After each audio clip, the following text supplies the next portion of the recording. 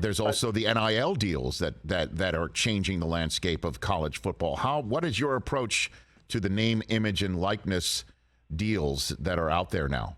First of all, I really didn't pay attention to it the first X amount of months, really kind of started zeroing in on February after we got done with recruiting. And a couple of things. I think there's probably a fair amount of exaggeration about some of the things that are going on in terms of, just how significant or how fine the print is in some of those contracts. So I think that's going to be interesting over time.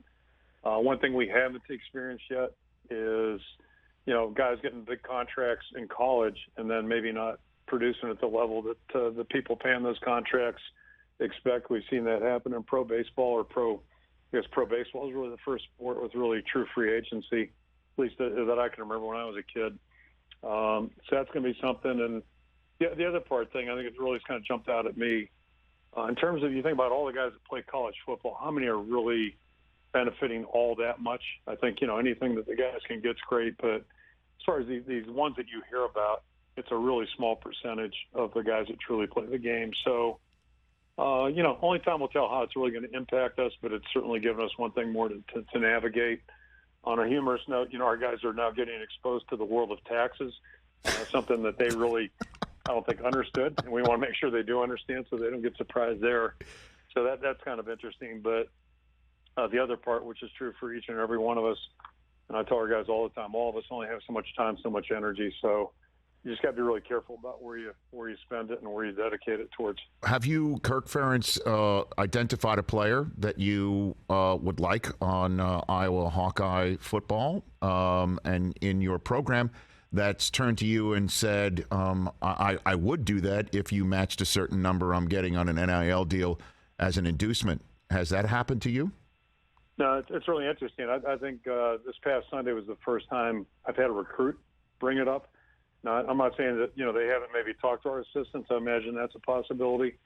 But, we haven't really experienced that. And our players in our program, Tyler Linderbaum was probably our best known guy last year, almost inadvertently raised $36,000, and he gave it to the Children's Hospital just to give an indication. We're lucky the guys we get to work with, and I would have had no problem with him putting that in his pocket.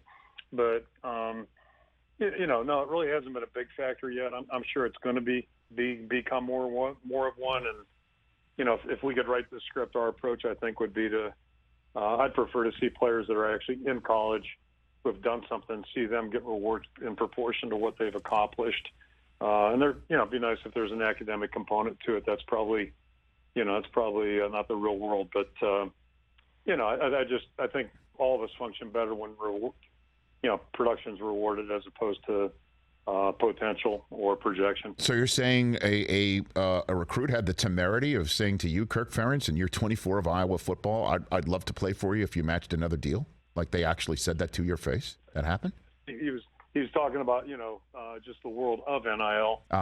And if you understood his background, you'd understand it. And I think you would. At least I felt like I did. And it was totally innocent. But no, he was not trying to cut a deal. And, okay.